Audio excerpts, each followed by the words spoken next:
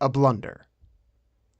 Ilya Sergeyevich Peplov and his wife Cleopatra Petrovna were standing at the door listening greedily.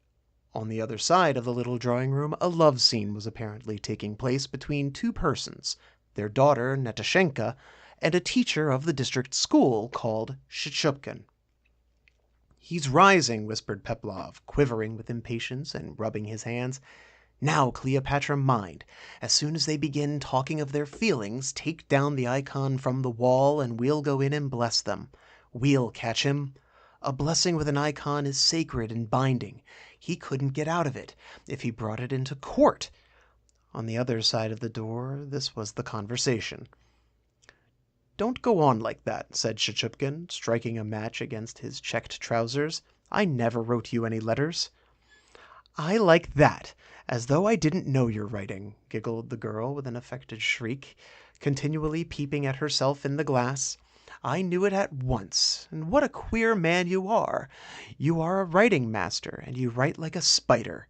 How can you teach writing if you write so badly yourself?" "Humph! That means nothing. The great thing in writing lessons is not the hand one writes, but keeping the boys in order.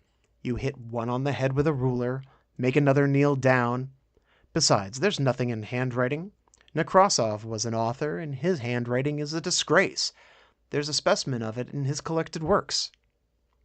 "You are not Nekrasov," she sighs.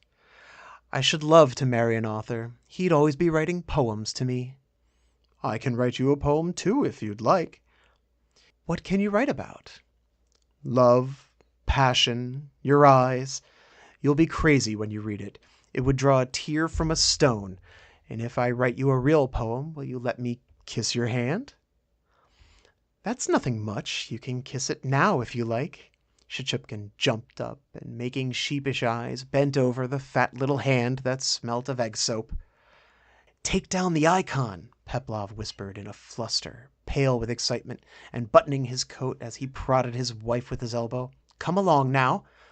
And without a second's delay Peplov flung open the door. "Children," he muttered, lifting up his arms and blinking tearfully, "the Lord bless you, my children. May you live, be fruitful, and multiply."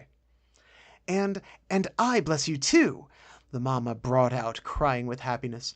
"May you be happy, my dear ones. Oh, you are taking from me my only treasure." She said to Shchupkin, "Love my girl, be good to her." Shchupkin's mouth fell open with amazement and alarm. The parent's attack was so bold and unexpected that he could not utter a single word. "I'm in for it. I'm spliced," he thought, going limp with horror. "It's all over with you now, my boy. There's no escape."